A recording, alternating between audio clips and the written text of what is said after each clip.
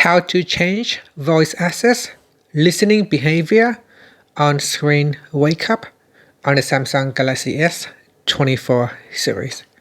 First, tap on the home button to return back to the home screen. And on the home screen, swipe down at the top, then tap on the settings icon.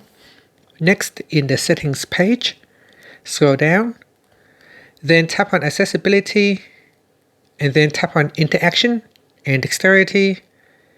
After that, we go down and tap on voice access. Next, tap on settings, then scroll down. In here, tap on listening behavior on screen wake up. In here, you can choose always start listening unless previously asked to stop, or never start listening.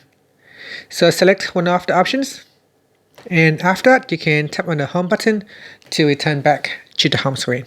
Thank you for watching this video. Please like and subscribe to my channel for more videos.